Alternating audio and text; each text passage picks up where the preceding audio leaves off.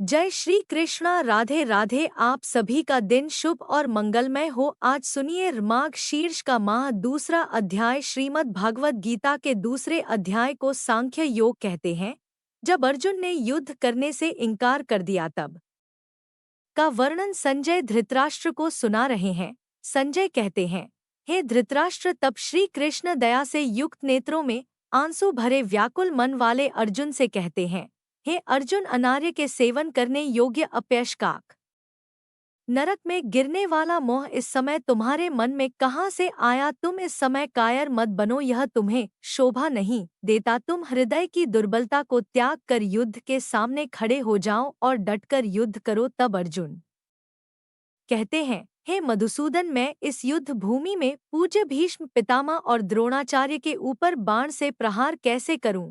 मैं इन सब से युद्ध कैसे करूं? हे मधुसूदन, इस लोक में मैं महात्मा गुरुजनों को ना मारकर भिक्षा मांगकर भोजन करना ज्यादा उत्तम समझता हूँ, और अर्थ की कामना के लिए तो गुरुजनों को मारकर उनके रक्त से सने भोगों को मैं भोंगा। हम नहीं जानते कि संग्राम में हम दोनों में से कौन सा पक्ष जीतेगा। हे कृष्ण, यदि हम इस युद्ध को जीत भी ले तो जिनको मारकर हम जीवित ही नहीं रहना चाहते, वही धृतराष्ट्र का पुत्र हमारे सामने प्रस्तुत है। दीनता से मेरी स्वाभाविक वृत्ति नष्ट हो गई है। धर्म के विषय में तो मेरा मन भी मोहित हो चुका है। हे कृष्ण, मैं आपसे पूछता हूँ कि जिससे निश्चय करके मेरा भला हो वह मुझे समझ कर कहिए, क्योंकि इस समय मैं आपका शिष्य हूँ। और हे प्रभु, इस समय मैं आपकी शरण में हूँ, मुझे ज्ञान शिक्षा दीजिए।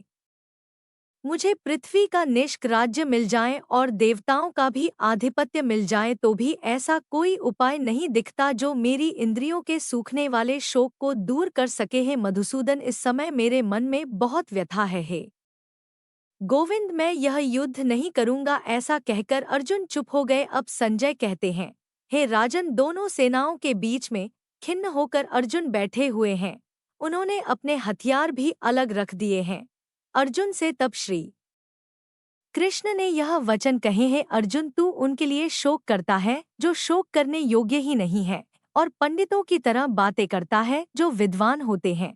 वे ना तो जीवित प्राणियों के लिए और ना ही मृत प्राणियों के लिए शोक करते हैं। ऐसा कभी नहीं हुआ कि मैं किसी भी समय में नहीं था, या तू नहीं था, या यह समस्त राजा नहीं थे, और ना ऐसा ही होगा कि भविष्य में हम सब नहीं रहेंगे। जिस प्रकार जीवात्मा इस शरीर में बाल अवस्था से लेकर युवावस्था और अवस्था को निरंतर प्राप्त होती रहती है, उसी प्रकार जीवात्मा इस शरीर की मृत्यु होने पर दूसरे शरीर में चली जाती है। ऐसे परिवर्तन से धीर मनुष्य कभी भी मोह को प्राप्त नहीं होते हैं। कुंती पुत्र, सुख दुख को देने वाले विषयों के क्षणिक संयोग तो केवल इंद्रिय बोध से उत्पन्न होने वाले सर्दी और गर्मी की ऋतुओं के समान आने जाने वाले हैं। इसलिए हे अर्जुन, तू अविचल भाव से उन सबको सह करने का प्रयास कर। हे अर्जुन, ध्यान से सुन, जो मनुष्य दुख और सुख में कभी भी विचलित नहीं होता, दोनों ही परिस्थितियों में एक जैसा भाव रखता हो, ऐसा धीर पुरुष निश्चित रूप से मुक्ति के योग्य होता है। और जो सभी शरीरों में व्याप्त है, उस आत्मा को ही तू अविनाशी समझ। इसको नष्ट करने में कोई भी ना समर्थ है और ना ही समर्थ हो सकेगा। इस अविनाशी अमाव नित्य स्वरूप आत्मा के ये सब शरीर नष्ट होने वाले हैं। आता है भरतवंशी, तू युद्ध कर।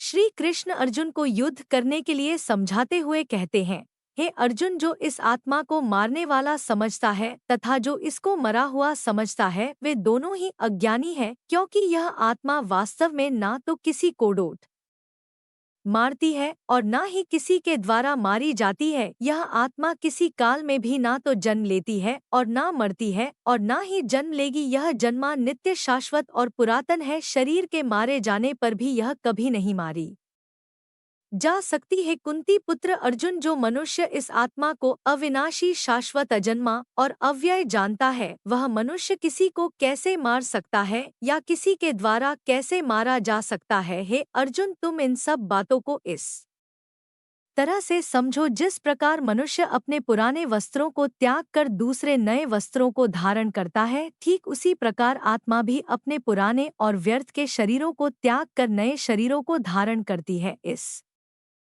आत्मा को ना तो कोई शस्त्र काट सकता है, ना ही आग के द्वारा इसे जलाया जा सकता है, ना जल के द्वारा भिगोया जा सकता है, और ना ही वायु के द्वारा इसे सुखाया जा सकता है। इस आत्मा को ना तो तोड़ा जा सकता है, ना ही जलाया जा सकता है, और ना इसे घुला जा सकता है। यह आत्मा शाश्वत, सर्वव्यापी, विकारी, स्थिर और सदा एक सी रहने वाली है। इस प्रकार हे अर्जुन, तू आत्मा को अच्छी तरह जानकर शोक करने के योग्य बिल्कुल नहीं है हे महाबाहु, यदि तू इस आत्मा को सदा जन्म लेने वाला तथा सदा मरने वाला मानता है तो भी इस प्रकार शोक करने योग्य नहीं है। और हे अर्जुन, यदि तुम इस युद्धभूमि में अपने सगे संबंधियों को मारने से डर रहे हो तो ध्यान से सुनो कि जिसने जन्म लिया है उसकी मृत्यु निश्चित है। असल में जो साधारण समझ के या बिना समझ वाले लोग होते हैं, उन्हें तो पशुओं की तरह नीति और धर्मशास्त्रों के वचनों की लाठी से ही हाँक ले जाते हैं और चाहे जहां भिड़ा दे सकते हैं। उनके लिए यह बात काफी होती है, मगर जो आगे बढ़ गया और भले बुरे का विचार स्वतंत्र रूप से खुद ही कर सकता है, उसके सामने यह आदेश और यह सारे वचन बिल्कुल बेकार साबित होते हैं। इतना ही नहीं, गुरुजनों की आज्ञा भी उस पर कोई असर नहीं डाल सकती जब तक उसके दिमाग में यह बात जच ना जाए। यही कारण है कि श्री कृष्ण जैसे महापुरुष की बात का प्रभाव भी अर्जुन पर जरा नहीं पड़ सका और वह टस से मस नहीं हो सका। वह युद्ध करने के लिए तैयार ही नहीं हुआ, इसलिए श्री कृष्ण को भी गहराई में जाना पड़ा। इस प्रकार सूक्ष्म और दार्शनिक दिमाग से वह दलीलें दे रहा था, उसी का आश्रय लेकर उसे निरुत्तर करना और मनाना पड़ा। वह बार बार भीष्म, द्रोण आदि के मरने और अपने मारने की बातें कर रहा था, इसीलिए मजबूर होकर कृष्ण को सबसे पहले इस मरने मारने का रहस्य बताना पड़ा। श्री कृष्ण अर्जुन को समझाते हुए कहते हैं, हे पार्थ, बिना इच्छा किए स्वर्ग का द्वार रूप यह युद्ध तुम्हें अपने आप ही प्राप्त हुआ है। ऐसा सुअवसर भाग्यवान क्षत्रियों को ही मिलता है। ऐसे में यदि तुम अपने धर्म के अनुसार इस संग्राम को नकार दोगे और इस संग्राम से पीछे हट जाओगे तो अपना धर्म और अपना बड़पन दोनों खो बैठोगे। सब लोग सदा तुम्हारी अपकीर्ति करेंगे और प्रतिष्ठा वाले पुरुषों के लिए अपयश का होना मृत्यु से भी बढ़कर है, यह महारथी समझेंगे कि अर्जुन डरकर इस युद्ध से हट गया और अब तक जो लोग तुम्हारा मान सम्मान करते थे वे भी तुम्हारा अपमान कर लगेंगे। शत्रु लोग तुम्हारे पराक्रम की निंदा करते हुए अनेक प्रकार के दुर्वचन तुम्हारे बारे में कहेंगे। इससे बढ़कर हे अर्जुन, तुम्हें और क्या दुख होगा यदि तुम इस युद्ध में मारे भी गए तो भी स्वर्ग के भागीदार होगे, और अगर जीत गए तो सब पृथ्वी तल पर राज्य करोगे। इसलिए युद्ध के निर्मित दंड प्रतिज्ञ होकर खड़े हो जाओ। सुख दुख, लोभ हानि, जय पराजय, इन सभी को एक समान समझकर युद्ध के लिए तैयार हो जाओ, और ऐसा करने से तुम पाप को प्राप्त नहीं होंगे। पार्थ, यह ज्ञान उपदेश ज्ञान योग के विषय में तुझे कहा गया। अब निष्काम कर्म योग के विषय में सुन। जिस ज्ञान को पाकर कर्म बंधन से तेरी मुक्ति होगी। कर्म योग मार्ग में एक बार प्रारंभ किए कर्म का कभी नाश नहीं होता है। अर्जुन, जिस मनुष्य का मन इस प्रकार मोह में लिप्त होता है उसकी आसक्ति भोग विलास और ऐश्वर्य में होती है, और ऐसे पुरुषों के अंतःकरण में निश्चयाचा हो जाओ। अब भगवान ने देवी को भगवद गीता महात्म का जिस प्रकार वर्णन किया उसका दूसरा अध्याय भी सुनिए। श्री भगवान देवी लक्ष्मी से कहते हैं, लक्ष्मी, भगवद गीता के प्रथम अध्याय के महात्म्य का उत्तम उपाख्यान मैंने तुम्हें सुना दिया। अब अन्य अध्यायों के महात्म्य में भी सुनो। दक्षिण दिशा में वेद वेता ब्राह्मणों के पुरंदरपुर नामक नगर में श्रीमान दे शर्मा नामक एक विद्वान ब्राह्मण रहते थे। वे अतिथियों के पूजक, स्वाध्याय शल, वेद शास्त्रों के विशेषज्ञ, यज्ञों का अनुष्ठान करने वाले और तपस्वी के सदा ही प्रिय थे। उन्होंने उत्तम द्रव्यों के द्वारा अग्नि में हवन करके बहुत लंबे समय तक देवताओं को तृप्त किया, किंतु उन धर्मात्मा ब्राह्मण को कभी सदा रहने वाली शांति नहीं मिली। वे परम कल्याणम तत्व का ज्ञान प्राप्त करने की इच्छा से दिन प्रचुर सामग्रियों के द्वारा सत्य संकल्प वाले तपस्वी की सेवा करने लगे। इस प्रकार शुभ आचरण करते हुए उन्हें बहुत समय बीत गया। इसके बाद एक दिन पृथ्वी पर उनके समक्ष एक त्यागी महात्मा प्रकट हुए। वे पूर्ण अनुभवी आकांक्षा रहित नासिका के अग्रभाग पर दृष्टि रखने वाले तथा शांत चित्ते निरंतर परमात्मा के चिंतन में संलग्न होकर वे सदा आनंद विभोर रहा करते थे। देव शर्मा ने उन नित्य संतुष्ट तपस्वी को शुद्ध भाव से प्रणाम किया और फिर पूछा, महात्मा मुझे शांतम स्थिति कैसे प्राप्त होगी। तब उन आत्मज्ञानी संत ने देव शर्मा को सोपुर ग्राम के निवासी मित्रवान का, जो बकरियों का चरवाहा था, बकरियां चराता था, उसका परिचय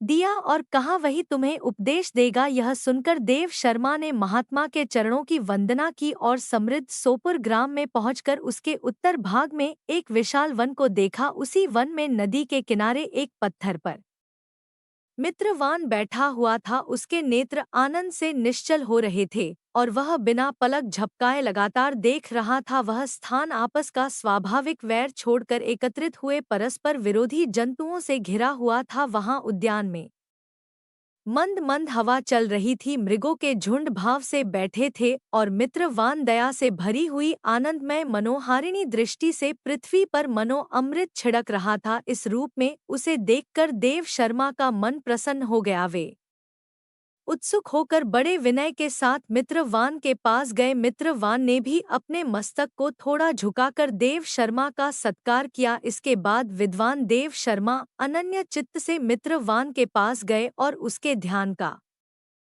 समय समाप्त हो गया। उस समय उन्होंने अपने मन की बात पूछी, महाभाग्य करना चाहता हूँ।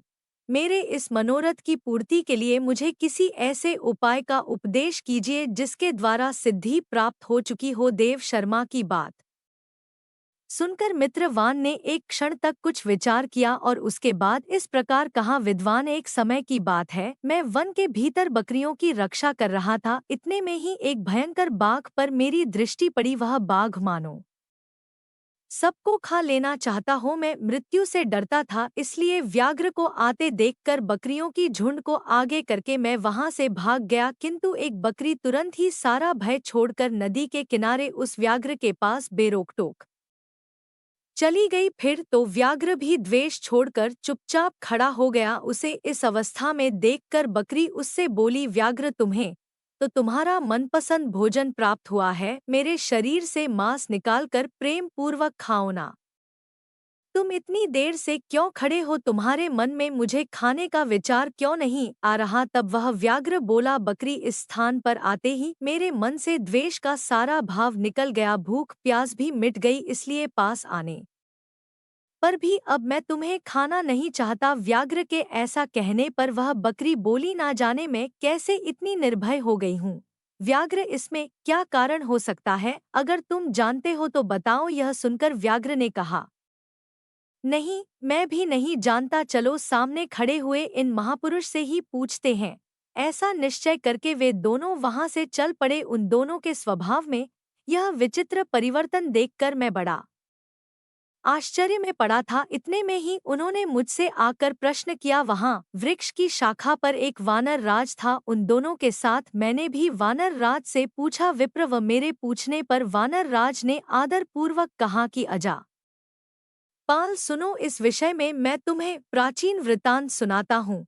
यह सामने वन के भीतर जो बहुत बड़ा मंदिर है, उसकी ओर देखो। इसमें ब्रह्मा जी का स्थापित किया हुआ एक शिवलिंग है। पूर्व समय में यहाँ सुकर्म नाम के एक बुद्धिमान महात्मा रहते थे, जो तपस्या में संलग्न होकर इस मंदिर में नित्य प्रति उपासना करते थे। वे वन में से फूलों का संग्रह करके लाते और नदी के जल से पूजनीय भगवान शंकर को स्नान कराकर उन्हीं से उनकी पूजा किया करते थे। इस प्रकार आराधना का काम करते हुए सुकर्म यहाँ रहा करते थे। बहुत समय के बाद उनके पास किसी अतिथि का आना हुआ। सुकर्म ने भोजन के लिए फल लाकर अतिथि को अर्पण किया और कहा, विदव, मैं केवल तत्व ज्ञान की इच्छा से भगवान शंकर की आराधना करता हूँ। आज इस आराधना का फल परिपक्व होकर मुझे मिल गया, क्योंकि इस समय आप जैसे महापुरुष ने मुझ पर अनुग्रह जो किया है। सुकमा के यह मधुर वचन सुनकर तपस्या के धनी महात्मा अतिथि को बड़ी प्रसन्नता हुई। उन्होंने एक शिलाखंड पर भगवत गीता का दूसरा अध्याय लिख दिया और ब्राह्मण को उसके पाठ और अभ्यास के लिए आज्ञा देते हुए कहा, ब्राह्मण, इससे तुम्हारा आत्मज्ञान संबंधी मनोरथ अपने आप सफल हो जाएगा। ऐसा कहकर वे बुद्धिमान तपस्वी सुकर्म के सामने ही उनके देखते देखते अंतर्ध्यान हो गए। सुकर्म आश्चर्यचकित होकर उनके आदेश के अनुसार निरंतर भगवद गीता के 2वें अध्याय का अभ्यास करने लगे। इसके बाद बहुत लंबे समय के बाद अंतःकरण शुद्ध होकर उन्हें आत्मज्ञान की प्राप्ति हुई। फिर तो वे जहाँ जहाँ गए वहाँ वहाँ का तपोवन शांत हो गया। उनमें शीत ओष और राग द्वेष आदि की बाधाएं दूर हो गई। इतना ही नहीं, उन स्थानों में भूख प्यास का कष्ट भी जाता रहा और भय का सर्वथा वहां अभाव हो गया। यह सब 2वें अध्याय का जप करने वाले सुकर्म ब्राह्मण की तपस्या का ही प्रभाव समझो। मित्रवान ने कहा, वानर राज के ऐसा कहने पर मैं प्रसन्नता पूर्वक बकरी और बाघ के साथ उस मंदिर की ओर गया। वहां जाकर शिलाखंड पर लिखे हुए गीता के 2 अध्याय को मैंने देखा और पढ़ा। उसी की आवृत्ति करने से मैंने तपस्या का पार पा लिया है। इसलिए भद्र पुरुष, तुम भी सदा 2वें अध्याय की ही आवृत्ति किया करो। ऐसा करने पर मुक्ति तुमसे दूर नहीं रहेगी। श्री भगवान देवी लक्ष्मी से कहते हैं, प्रिय मित्र, वान के इस प्रकार आदेश देने पर देव शर्मा ने उसका पूजन किया और उसे प्रणाम करके पुरंदरपुर की राह ली। फिर वहां किसी देवालय में पूर्वोत्तानासन से 2वें अध्याय को पढ़ा। उनसे उपदेश पाकर शुद्ध अंतःकरण वाले देव शर्मा प्रतिदिन बड़ी श्रद्धा के साथ 2वें अध्याय का पाठ करने लगे। तब से उन्होंने प्रशंसा के योग्य परम पद को प्राप्त कर लिया है। लक्ष्मी, ये 2वें अध्याय का उपाख्यान कहाँ गया? मैं तुमसे 3 अध्याय का महात्म भी बताऊंगा। तब भगवान श्री विष्णु ने भगवद गीता के 3 अध्याय का वर्णन देवी लक्ष्मी के सम्मुख जिस प्रकार किया, उसका वृतांत आप सब अगली वीडियो में जरूर सुनिए। अब सुनिए मार्गशीर्ष मास महात्म का आज का अध्याय। आप सभी ने सुरभि गाय के बारे में तो सुना ही होगा। सुरभि गाय के बारे में विस्तार पूर्वक जानने के लिए अब सुनिए आज का अध्याय, जिसमें एक बार देवर्षि नारद ने मुनि नारायण से पूछा कि हे प्रभु, वह सुरभि देवी कौन थी जो गोलोक से आई थी? मैं उनके जन्म और चरित्र के बारे में सुनना चाहता हूँ। तब भगवान नारायण बोले, हे नारद, देवी सुरभि गोलोक में प्रकट हुई। वह गौओं की अधिष्ठात्री देवी, गौओं की आदि, गौओं की जननी और संपूर्ण गौओं में प्रमुख है।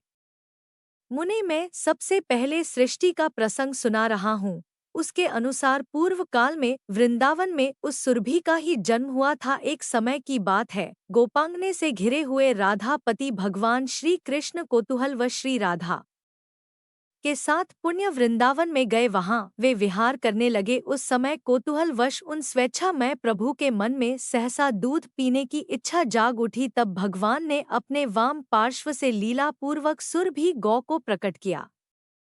उसके साथ बछड़ा भी था, वह दूध देने वाली गाय थी। उस सवत्सा गौ को सामने देखकर सुदामा ने एक रत्नम पात्र में उसका दूध दूह लिया। वह दूध अमृत से भी अधिक मधुर और जन्म और मृत्यु को दूर करने वाला था। स्वयं गोपी पति भगवान श्री कृष्ण ने उस गरम गरम स्वादिष्ट दूध को पिया। फिर हाथ से छूटकर वह पाद धरती पर गिर पड़ा और दूध पूरी धरती पर फैल गया। उस दूध से वहां सहसा एक सरोवर बन गया। उसकी लंबाई और चौड़ाई सब ओर से 100 योजन थी। गोलोक में वह सरोवर क्षीर सरोवर के नाम से प्रसिद्ध हुआ है। गोपिका और श्री राधा के लिए वह क्रीड़ा सरोवर बन गया। भगवान की इच्छा से उस क्रीड़ा वापी के घाट तत्काल अमूल्य दिव्य रत्नों द्वारा निर्मित हो गए। उसी समय अकस्मात असंख्य कामधेनु वहां प्रकट हो गई। जितनी वे गई थी उतने ही बछड़े भी उनके साथ सुरभि ग के रोमकूप से निकल आए। फिर उन गौ के बहुत से पुत्र पौत्र भी हुए, जिनकी तो संख्या गिन ही नहीं जा सकती। इस प्रकार उस सुरभि देवी से गौओं की सृष्टि कही गई, जिससे संपूर्ण जगत व्याप्त है। मुने, पूर्व काल में भगवान श्री कृष्ण ने देवी सुरभि की पूजा की थी। तत्पश्चात त्रिलोकी में उस देवी की दुर्लभ पूजा का प्रचार हो गया। दीपावली के दूसरे दिन भगवान श्री कृष्ण की आज्ञा से देवी सुरभि की पूजा संपन्न हुई थी। यह प्रसंग मैं अपने पिता धर्म के मुख से सुन चुका हूँ। महाभाग्य मूल मंत्र और पूजा की विधि का वेदोक्त क्रम मैं तुमसे कहता हूँ, सुनो। ओम सुरभि नमः। सुरभि देवी का यह डाक्षिपल्य में सम्यक रूप से वर्णित है, जो रिद्धि वृद्धि मुक्ति और संपूर्ण कामनाओं को देने वाली है। जो लक्ष्मी स्वरूपा श्री राधा की सहचर गौं की अधिष्ठात्री गौं की आदि जननी पवित्र रूपा पूजनीय भक्तों के अखिल मनोरथ सिद्ध करने वाली है और जिनसे यह सारा विश्व पावन बना है, उन भगवती सुरभि की मैं उपासना करता हूँ। कलश गाय के मस्तक गौं के बांधने के खंभे शालिग्राम की मूर्ति जल अथवा अग्नि में देवी सुरभि की भावना करके ब्राह्मणों को इनकी पूजा करनी चाहिए। जो दीप मालिका के दूसरे दिन अर्थात दिवाली के दूसरे दिन पूर्वा काल में भक्ति पूर्वक भगवती सुरभि की पूजा करेगा वह जगत में पूज्य हो जाएगा। एक बार वाराह कल्प में देवी सुरभि ने दूध देना बंद कर दिया। उस समय त्रिलोकी में दूध का अभाव हो गया था। तब देवता अत्यंत चिंतित होकर ब्रह्मा लोक में चले गए और ब्रह्मा जी की स्तुति करने लगे। फिर ब्रह्मा जी की आज्ञा पाकर इंद्र ने देवी सुरभि की स्तुति आरंभ कर दी। देवराज ने कहा, देवी और महादेवी सुरभि को हमारा बारंबार नमस्कार है। आप गौं की बीज स्वरूपा हो, आपको नमस्कार है। आप श्री राधा को प्रिय हो, आपको नमस्कार है। आप लक्ष्मी की अंश भूता हो, आपको बारंबार नमस्कार है। श्री कृष्ण प्रिया को नमस्कार है। गौ की माता को बार बार नमस्कार है, जो सबके लिए कल्प वृक्ष स्वरूप तथा स्त्री धन और वृद्धि प्रदान करने वाली है। उन भगवती सुरभि को बार बार नमस्कार है। शुभदा प्रसन्ना और गो प्रदायिनी सुरभि देवी को बार बार नमस्कार है। यश और कीर्ति प्रदान करने वाली धर्माजा देवी को बार बार नमस्कार है। इस प्रकार स्तुति सुनते ही सनातनी जगत जननी भगवती सुर भी संतुष्ट और प्रसन्न होकर उस ब्रह्मा लोक में ही प्रकट हो गई। देवराज इंद्र को परम दुर्लभ मनवांछित वर देकर वे फिर से गोलोक को चली गई। देवता भी अपने अपने स्थान को चले गए। नारद फिर तो सारा विश्व सहसा दूध से भर गया। दूध से घी बना, घी से यज्ञ संपन्न होने लगे, जिससे देवता संतुष्ट हुए। जो मनुष्य इस महान पवित्र स्तोत्र का भक्ति पूर्वक पाठ करेगा वह गोधन से संपन्न प्रचुर संपत्ति वाला परम यशस्वी और पुत्रवान हो जाएगा। उसे संपूर्ण तीर्थों में स्नान करने और अखिल यज्ञों में दीक्षित होने का फल भी सुलभ होगा। ऐसा पुरुष लोक में सुख भोग कर अंत में भगवान श्री कृष्ण के धाम में चला जाता है। चिरकाल तक वहां रहकर भगवान की सेवा करता रहता है। नारद उसे पुनः इस संसार में नहीं आना पड़ता। देवर्ष नारद बोली, भगवान नारायण के ध्यान में तत्पर रहने वाले महाभाग्य आप नारायण के ही अंश है। इसलिए हे भगवान, आप नारायण से संबंध रखने वाली कथा कहिए। सुरभि का उपाख्यान अत्यंत मनोहर है, उसे मैंने सुन लिया। वह समस्त पुराणों में गोपनीय कहा गया है। पुराणताओं ने उसकी बड़ी प्रशंसा की है। अब मैं श्री राधा का परम उत्तम आख्यान सुनना चाहता हूँ। उनके प्रादुर्भाव के प्रसंग और उनके ध्यान स्तोत्र और उत्तम कवच को भी सुनने की मेरी प्रबल इच्छा है। इसलिए आप इन सब का वर्णन कीजिए। मुनिवर श्री नारायण कहने लगे, हे देवर्षि, पूर्व काल की बात है। कैलाश शिखर पर सनातन भगवान शंकर, जो सर्वस्वरूप सबसे श्रेष्ठ सिद्धों के स्वामी और सिद्धदाता है, बैठे हुए थे। मुनि लोग भी उनकी स्तुति करके उनके पास ही विराजमान थे। भगवान शिव का मुखारविंद प्रसन्नता से खिला हुआ था। उनके अधरों पर मंद मुस्कान की छटा छाई हुई थी। वे कुमार को परमात्मा श्री कृष्ण के रासोत्सव का सरल आख्यान सुना रहे थे। उस प्रसंग के श्रवण में कुमार की बड़ी रुचि थी। रास मंडल का वर्णन चल रहा था। जब इस आख्यान की समाप्ति हुई और अपनी बात प्रस्तुत करने का समय आया, उस समय सती साध्वी पार्वती जी मंद मुस्कान के साथ अपने प्राण वल्लभ के सामने प्रश्न उपस्थित करने को तैयार हुई। पहले तो वे डरती ही सी स्वामी की स्तुति करने लगी। फिर जब प्राणेश ने मधुर वचनों द्वारा उन्हें प्रसन्न किया, तब वे देवेश्वरी महादेवी उमा महादेवी जी के सामने वह अपूर्व राधी कोडोट आख्यान सुनाने के लिए अनुरोध करने लगी, जो कि पुराणों में भी परम दुर्लभ है। देवी पार्वती बोली, नाथ, मैंने आपके मुखारविंद से 5 रात्र आदि सारे उत्तम उत्तम आगम नीति शस्त्र योगियों के योग शास्त्र, सिद्धों के सिद्ध शास्त्र और तरह तरह के मनोहर तंत्र शास्त्र, परमात्मा श्री कृष्ण के भक्तों के भक्ति शास्त्र और समस्त देवियों के चरित्र का श्रवण किया है। अब मैं श्री राधा के उत्तम आख्यान को सुनना चाहती हूँ। श्रुति में कव शाखा के भीतर श्री राधा की प्रशंसा संक्षेप से की गई है, उसे मैंने आपके मुख से सुना है। अब व्यास जी द्वारा वर्णित श्री राधा की महत्ता भी सुनाइए। पहले उपाख्यान के प्रसंग में आपने मेरी इस प्रार्थना को स्वीकार किया था और ईश्वर की वाणी तो कभी झूठ नहीं हो सकती, इसलिए आप श्री राधा के प्रादुर्भाव, ध्यान, उत्तम नाम, महात्म, उत्तम पूजा विधान, चरित्र, स्तोत्र, उत्तम कवच, आराधना की विधि और अभीष्ट पूजा पद्धति का इस समय वर्णन कीजिए। हे प्रभु, मैं आपकी भक्त हूँ, यह सब बातें मुझे अवश्य बतलाइए। साथ ही इस बात पर भी प्रकाश डालिए कि आपने आगम ज्ञान से पहले ही इस प्रसंग का वर्णन क्यों नहीं किया था। देवी पार्वती के उपर्युक्त वचन सुनकर भगवान पंचमुख शिव ने अपना मस्तक नीचे कर लिया। अपना सत्य भंग होने के भय से वे मौन हो गए, चिंता में पड़ गए। उस समय उन्होंने अपने इष्ट देव करुणा निधान भगवान श्री कृष्ण का ध्यान द्वारा स्मरण किया और उनकी आज्ञा पाकर फिर वे अपनी अर्धांग स्वरूपा पार्वती जी से इस प्रकार बोले। देवी, आगम खंड का आरंभ करते समय मुझे परमात्मा भगवान श्री कृष्ण ने राधाख्या के प्रसंग से रोक दिया था, परंतु महेश्वरी, आप तो मेरा आधा अंग हो और आपका स्वरूप मुझसे भिन्न नहीं है, इसलिए भगवान श्री कृष्ण ने इस समय मुझे यह प्रसंग तुम्हें सुनाने की आज्ञा दे दी है। संत शिरोमणि, मेरे इष्टदेव की वल्लभा श्री राधा का चरित्र अत्यंत गोपनीय, सुखद और श्री कृष्ण भक्ति देने वाला है। दुर्गे, वह सब पूर्वा पर श्रेष्ठ प्रसंग मैं जानता हूँ।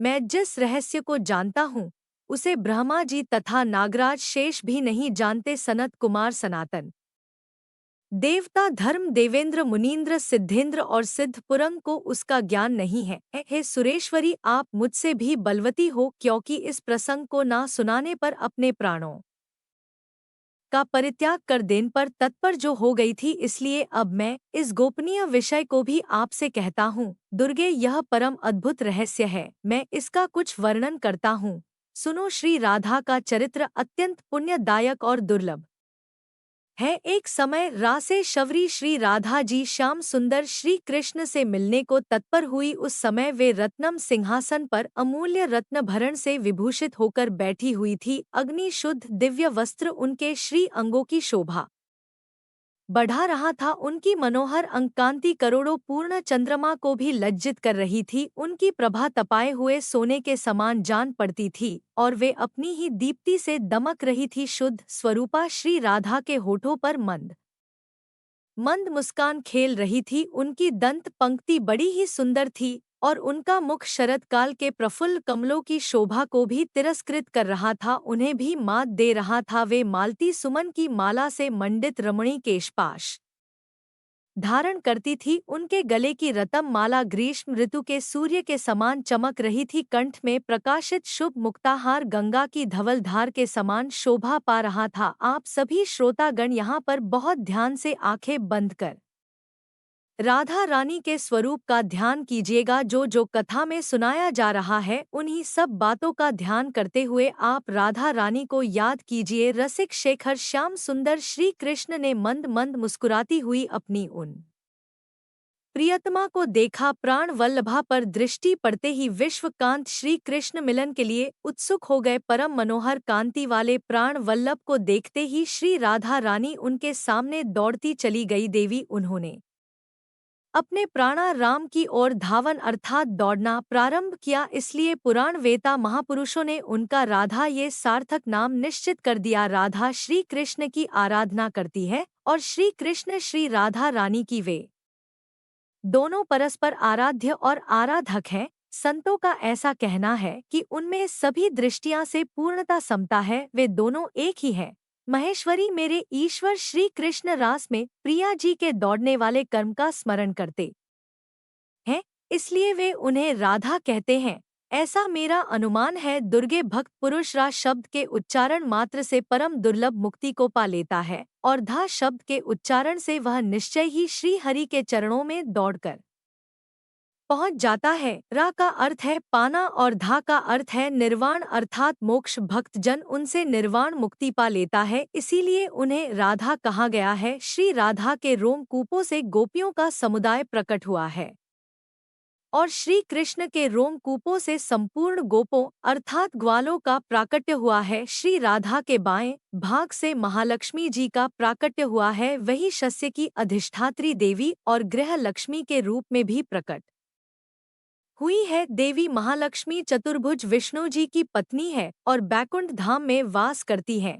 राजा को संपत्ति देने वाली राजलक्ष्मी भी उन्हीं की अंशभूता है। राजलक्ष्मी की अंशभूता मर्स लक्ष्मी है जो ग्रस्तों के घर घर में वास करती हैं। वे ही शा दिशा तरी देवी और वे ही गृह देवी हैं।